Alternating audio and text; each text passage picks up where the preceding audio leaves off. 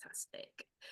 Okay, welcome everybody, and thank you for joining us for today's session, Mastering Law Firm Growth. As Joanna said, a note first of all at the top, we are live and we are recording. Yes, you will be able to get a copy afterwards. Just get in touch with Joanna and she'll tell us how to get that at the end. Mics, please stay on mute whilst Joanna and I are chatting. You're very welcome to keep videos on, and Joanna would love to see you whilst we are having our chat. Questions, as always, in the chat box, as usual, chat box and Q&A box, and I will pick those up at the end to ask Joanna. And we should be talking for around 20 to 30 minutes, and we'll get to questions at the end. Hopefully that's all clear. So we've got various people joining us today, and that will be joining us to watch the recording afterwards from law firms and professional services. So welcome to everybody. We hope you gained something from it. Just a little bit about the session and myself before we introduce Joanna. Business development, that's what we're here to talk about today, which can be a catch-all term for many of those working within law and professional services. As a leader with responsibility for growing your business, law firm or practice area, how do you identify the relevant areas? How do you make sure your people are productive and you're getting a return on your investment? It's a big topic, yes, and we may only be able to touch on a little bit of that today. For those of you who are just joining, my name is Rebecca Murray, and I myself have worked in professional services and law firms for over 15 years, and I've worked for big brand names such as Hogan Lovells, Charles Russell Speechlys, Blick Rothenberg, as well as the boutique-sized law firms and those such as Hart Brown solicitors. The questions that we're going to be talking about today, I've come up against myself time and time again. So I'm really interested to hear what Joanna's insights are. So welcome, Joanna, Managing Director of Inside Out Image, Joanna Gaudoin. Tell us a bit more about yourself and about today's session. Thanks very much, Rebecca, and thank you to all of you for coming. I know time is precious, so hopefully it will be a valuable use of the next 45 minutes or so. So some of you may know more about me than others, but I help lawyers excel at relationships. I help people more broadly, actually, than lawyers, professional financial services. So what does that really mean to excel at relationships? So people often focus on their technical skills, their knowledge, their expertise. Dare I say, lawyers especially do this. But it's absolutely vital to focus on people. After all, we work with other people and for other people. We're not doing work in isolation. So I help people develop better client relationships, bring in new clients, work effectively internally, so that their firm improves its performance, helps their career as well. So what this means in reality is I do a lot of training on different topics for different professional scenarios. So things like having difficult conversations, building strategic relationships, networking skills, to name a few.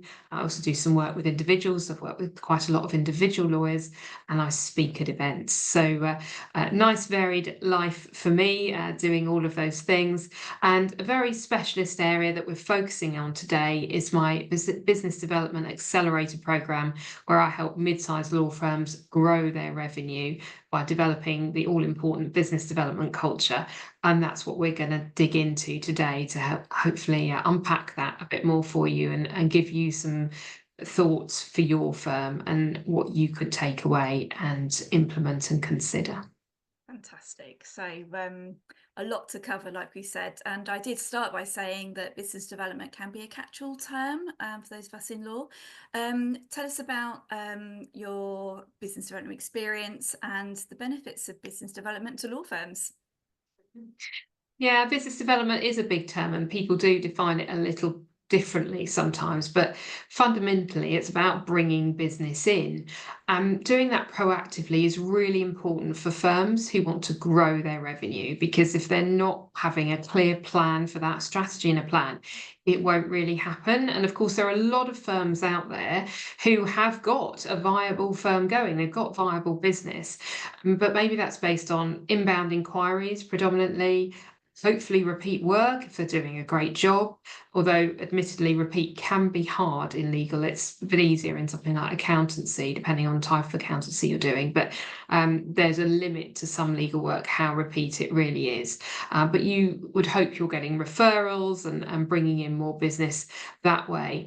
We also see a lot that there's maybe a small number of people that are actually going out and being proactive about BD. Maybe it suits their personality a bit more to go out and have conversations with people. But of course, that's really risky. I see it all the time. Firms relying on a small number of usually partners, not always, but to bring in the work. And it's risky because you're not fulfilling your potential overall. But think about if that partner has ill health, they leave, you suddenly could lose a big chunk of revenue from your firm. So that's pretty risky. So we want to be doing a great job, delivering well for clients, getting them the outcomes they want, but it's insufficient for firms to just rely on that alone. And so having a strategy and a plan for this proactive business development so that fundamentally lawyers are deepening their relationships with their existing clients. So that's to get to know them better, to understand what other challenges they could help with, whether that's for their department or, dare I say, cross-selling. And there's a whole heap of skills associated with cross-selling that need to be considered. And then, of course, getting the referrals in. And so there's that piece of doing that great job, building that trust with that client, and, dare I say, staying in touch with them over time to make sure other opportunities are picked up, as well as actually going out to the market and finding new clients who can benefit from what you offer. And as we know, if you look at legal services, very often, like many things, you're solving a problem, a point of pain right now, or you're preparing to avoid it in the future, bringing a benefit. So thinking about who are the clients that we can do that for, where do we look for them, which clients we're looking for, and we'll come on to strategy a bit more later on. Yeah. And then also, who else has clients like we want? How can we get to know them, other professional services people, for example, as then they might refer clients to us. So there's lots of proactive things people can be doing at a very granular tactical level, but at least in the first place, thinking about getting more work from the clients we've got, getting referrals from those clients, and bringing in brand new clients either directly or through intermediaries. So there are several foundations to BD that I'll highlight very top line for you. And I Okay, think go these are for it. key. Yeah, are you ready? Key building blocks. So, strategy. You need to have a strategy in place. You need to have some marketing going on. Very often I see marketeers sat a bit lonely, focusing on, you've probably seen this, Rebecca, website, logo, some core messages, but actually not much interaction with the fee earners or any BD activity that's going on. So not making the most of that. Fundamentally, fee earners often don't like business development. I'm not going to say always, but they want to focus on the lawyering. And it's even harder if they don't know that they're expected to be part of BD and they don't know what that means. What does that look like for them? What sorts of things should they be doing?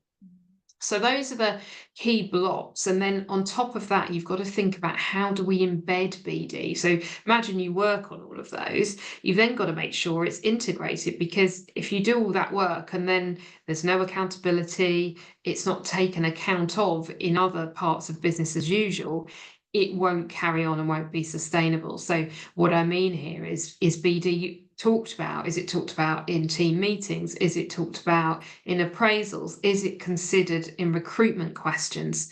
And then there's lots of supporting documentation around that that could be helpful. So really important to think about having those foundations in place to get BD working well. And I'll probably mention a case study a bit later on that might give you a bit of an idea about Yeah, that. yeah. I mean, all of that resonates with me, I have to say, Joanna. And, so many places, it's known who the rainmakers are within those firms. Yeah. And it's definitely known that, there are personalities who may dislike BD and actually be quite vocal about it as well. But I think it's really key, as you've just said, about understanding the expectations on people and the accountability. Is there anything more you want to say around, the people side of it? Yeah, it's maybe worth building a bit more actually on all those blocks. So, in terms of strategy, the first thing I'd say is making sure a firm has one, and that might be an Yes. overarching, Yeah. we want to grow our revenue by 30% in 4 years, whatever that might be, making sure that gets communicated and really importantly, broken down. So, I've seen a firm previously that had a great strategy. It had been presented a few years ago, but then hadn't looked at, well, where's that growth coming from? Is it from real estate? Is it cut from family? Is it from commercial?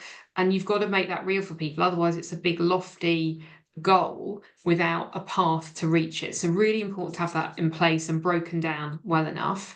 Then the marketing, as I said, to have marketing is important, but then marketeers are very knowledgeable. They know about events going on in the market, so they can be telling fee earners about that, but they're very reliant on fee earners who are with the clients to let them know what's going on in the market. What are the real points of pain? What are our clients wanting to hear about from us?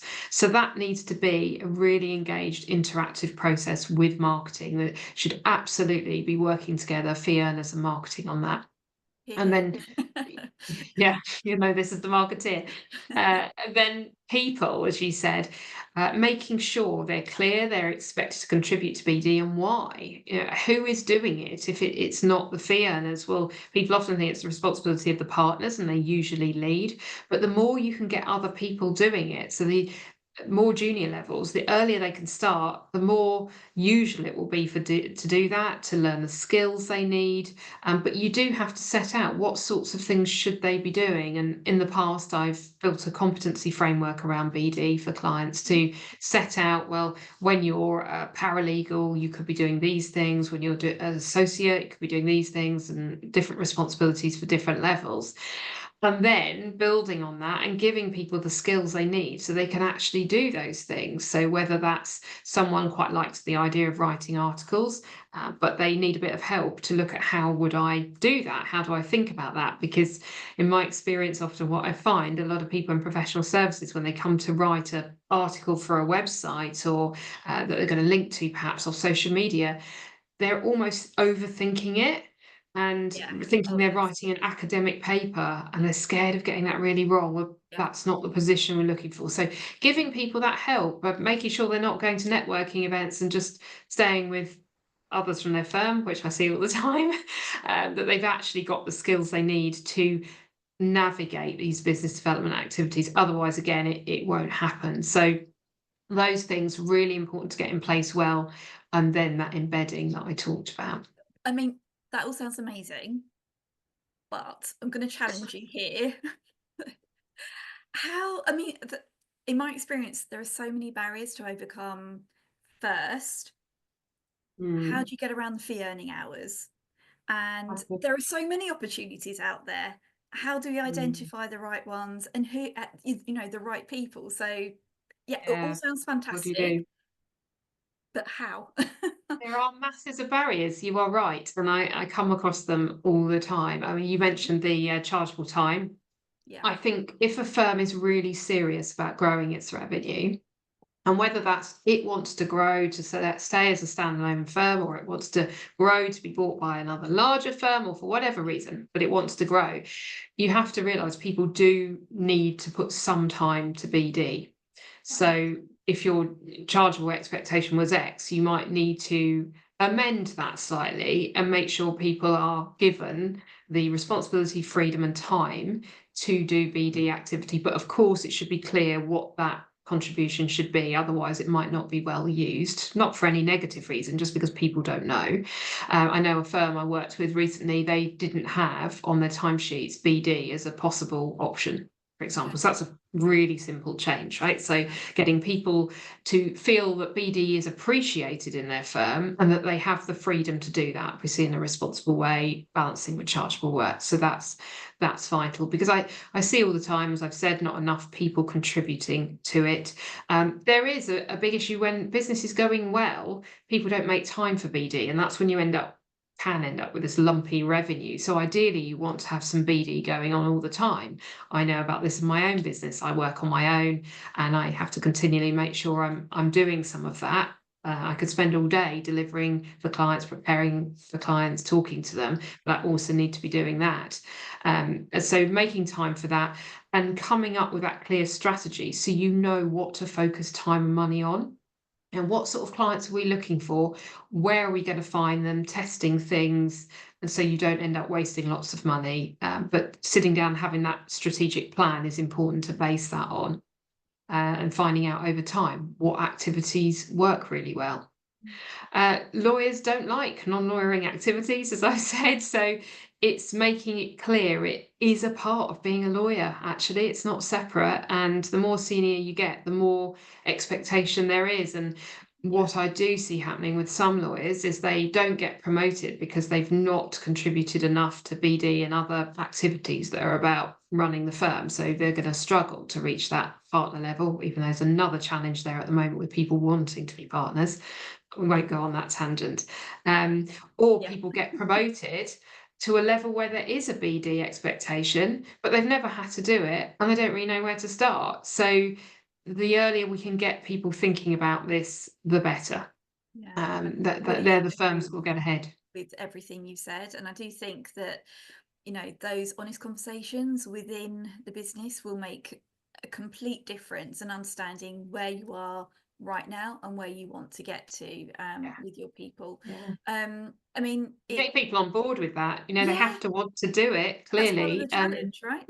Yeah, and realise that they've got a role there. They are the ones in front of clients all the time. And the number of firms I see where they've got a great client in Department X, but that great client has gone to another firm for Y because that Absolutely. lawyer didn't talk to them about, oh, we could help, or know they needed that help, or even talk to them about it. And even if they did, they didn't know their internal colleagues well enough to feel confident about passing their valued client to them.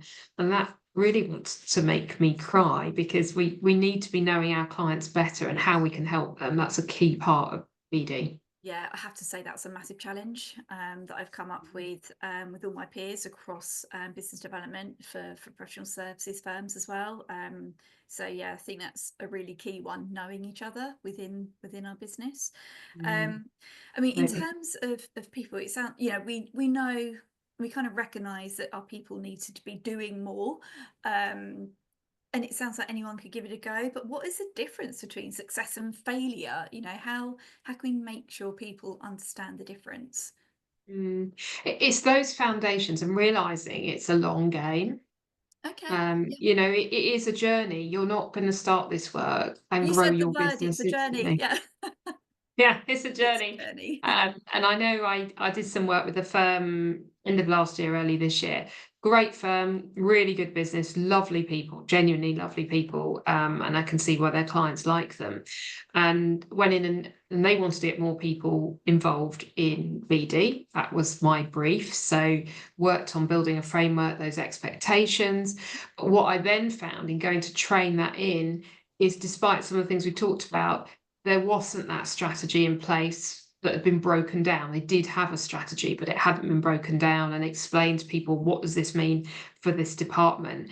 And then they also had that BD had been mentioned in job descriptions, but never talked about actively. So now lawyers were like, well, why would I start doing this now? Am I going to get paid extra? So there was quite a few difficult conversations that we had to around aligning expectations on what needed to change, as well as looking at that framework, looking at integration. But I had a call with them just 2 weeks ago, and they said two really key things to me. They said our revenue and profit has grown. And the second thing they said is everyone is happy, but they are equally working harder. They're focusing on this BD. And for me, I was so delighted. They've worked so Absolutely. hard at implementing all those foundations we've talked about and realizing they just had to do this if they want this to be sustainable and they haven't just wasted money on working with me effectively to make this happen. So I felt really proud of them for that because it's been a tough journey. And thinking about how do you approach this, with them we took a firm-wide view on it, as another firm I'm talking to at the moment, and because they've got departments all at very different stages, the recommendation I put in there is working department by department.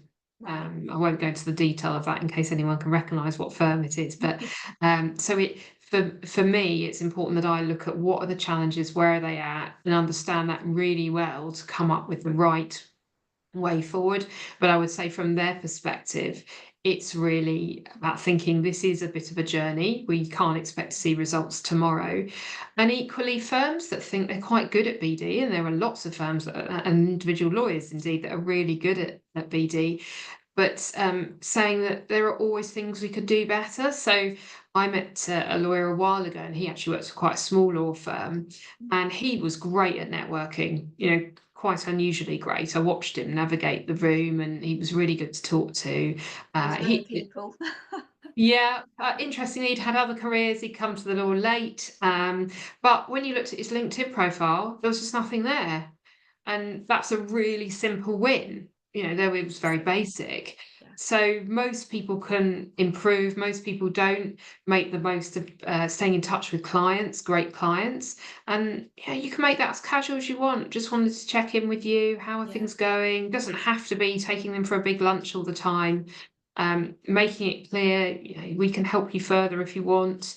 So these small wins, but the big thing I would say, because we don't ever want to scare fee earners, and they often do feel a bit scared about getting involved in BD, is it's not everyone has to do every activity. So usually we end up taking people a little bit out of their comfort zone. But I think that's a good thing on a Yeah. personal and firm level.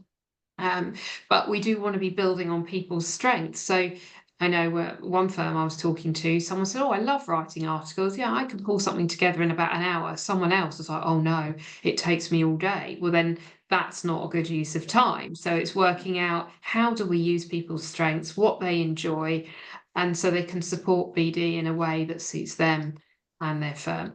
I do think that's one of the key words as well, something that they enjoy and that they can actually really they understand and they can see the benefit of it. Mm. But I think working with someone like yourself who has the experience to actually explain the results come down the line. You have to put in the work Yeah. first and it will come. Trust the process. It is a journey. Mm. Mm. Um, So someone might be sat here joining us, listening in and thinking, well, I've got a strategy in place, but how can you help turn that from a plan on a page to something that's delivering live action? Mm. Say, stand back from it. Is it tangible enough? Does it actually say what you want to achieve? Is it broken down by departments? Mhm. Is it broken down by time spans? 10 years, that's not terribly helpful to people. True. So I've broken seen that down, happen. yeah, it happens a lot. Has it been communicated? Is it regularly reviewed and updated? And then has each department been briefed, worked with to look at what does this mean for us? So what sorts of clients are we really good at servicing? If we've got a certain sector we've got loads of experience with, we feel confident talking about that work. We've got great case studies we can share, obviously anonymously most of the time, Yeah. but making that real. So going in and saying to those departments, okay, you've got this strategy, might need to iron that out a little bit, fine, but how do we take that and make that meaningful so that then you're all contributing to BD and you've got a plan of activities. And the fundamental challenge is, what clients do we want? Where do they hang out? How do we find them? And that might be sometimes through other people, intermediaries, as I said, referrers. And what does that mean for what we actually need to do day to day in our working lives? Yeah, I mean, it's got me thinking about, and this might not be something necessarily you might be able to comment on, but you will tell me, I'm sure. But there are, we talked about some of the different business development activities and the people, and you said you've worked with multi-practice law firms. Are there some activities that are more relevant for some rather than others? Um, in your experience, I don't know if there are or not. Yeah, it's hard to really pigeonhole that, but it's more about the specifics. So take something that usually fills everybody with dread, but networking. Hmm. Yeah, if you are a family lawyer, you might be networking in a different place to commercial, corporate, but then everyone knows other people. So just being really specific and targeted and thinking about what are you going to spend your time on. So I think there's whole collection of activities that could apply to different departments, but it's just going to be in the detail of actually where am I doing that? What's the focus going to be? If I'm writing articles, what type of articles am I writing? Where might I have those appear? On your own website, as in the firm's website, on your Yeah. LinkedIn profile, but can I get other people to post articles for me? Where were those sorts of clients that I'm looking for be reading material? So it's really in the detail that gets a bit more specific. I'm just conscious of time, so there's one thing I was going to ask you. In my experience, clients always assume that with a lawyer, your technical skills are a given. That's the thing that Mhm. I share with my fee earners, that technical skills, yes, everyone assumes you know what you're doing in terms of the law, but what are your thoughts on that? Yeah, people do, I think, especially if they've gone to a well-known firm, one that's very visible in the market, that will be assumed. And Mm, it is an emotional process buying legal services, often even if it's a commercial matter that you're going to the firm with. So thinking about, and I think clients are way more discerning now and look for more than they used to. It was typically that if you had a law firm you'd used as a family for decades, you just carried on. I don't think people are as loyal in that way, just blindly loyal anymore. I think they're yeah. loyal if they get a good service, they're well communicated with, they feel valued, respected, listened to. Yeah, I know I hear lawyers say to me, well, I have to get to know my client. Do they want to win because they want the money from the settlement, or do they just want justice and they don't actually care how much Yeah. settlement they get at the end out of whatever the matter is? So getting to know people and that communication and working well is really vital, and I think people look for that more now than they might once have done. And so considering, how do you come across to people, how do you really listen to their challenges, how do you work out a communication framework, knowing if you need to get hold of your client ad hoc, are they happy you just call them whilst they're at work on the school run in the car, or are they a client that would like you to email them and schedule a meeting? So it's quite simple stuff, but really getting to know people to service them well. Just thinking you're the best lawyer at X is very unlikely to win you the level of clients that you need, unless you've really got a lot of great PR around cases you won. Of course, that's going to depend what area of law you're in. But I know when I last moved house, I had some recommendations from people, contacted them on my email, got the pricing. The pricing was all fairly similar, as you'd expect for something like that kind of Yeah. transaction. Then I called them all, just got a feel for, are they available? Are they responsive? If I couldn't get hold of them, that's fine. I'm expecting them to just be sat there, but did they call me back? Did their assistant help me? What's the whole face of the firm? So it does go beyond the fee earners, of course, it's the other elements as well. Yeah.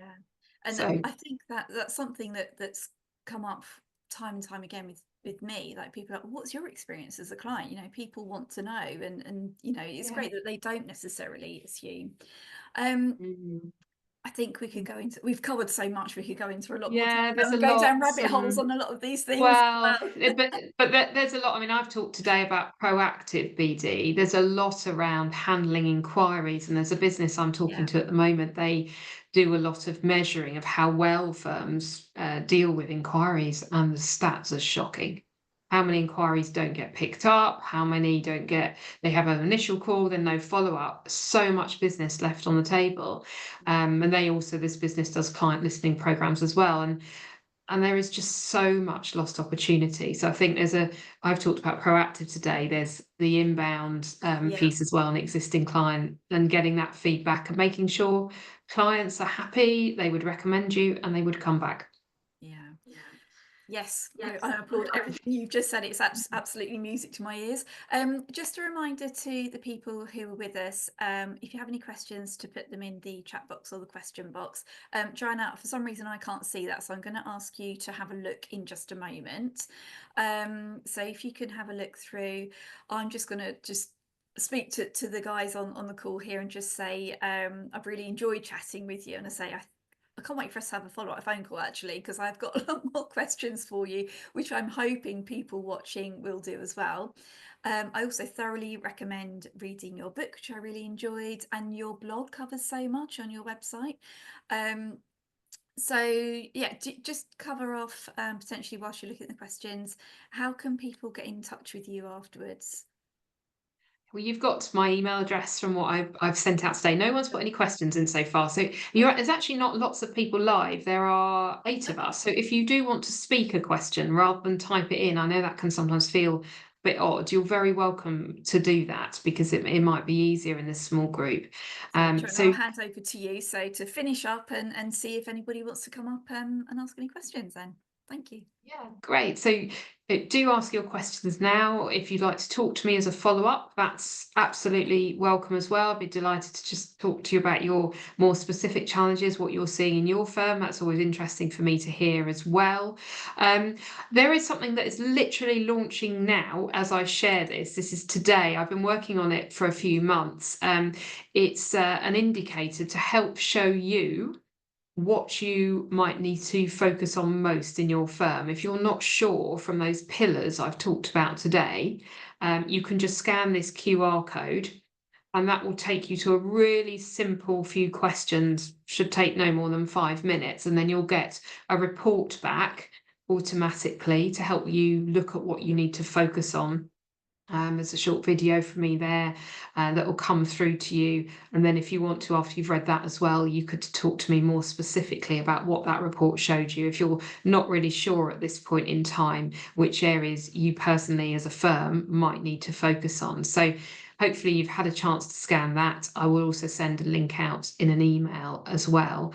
But I hope today has encouraged you to think about the opportunities you've got in your firm for growing revenue and having a more proactive approach to business development. Would anybody like to ask a question or comment, even share an experience?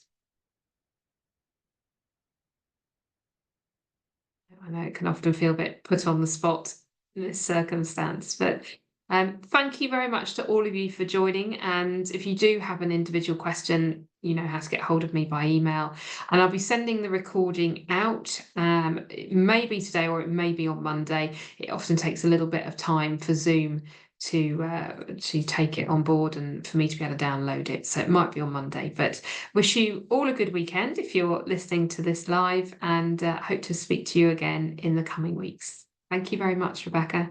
Thanks, Joanna. Speak soon. Thank you.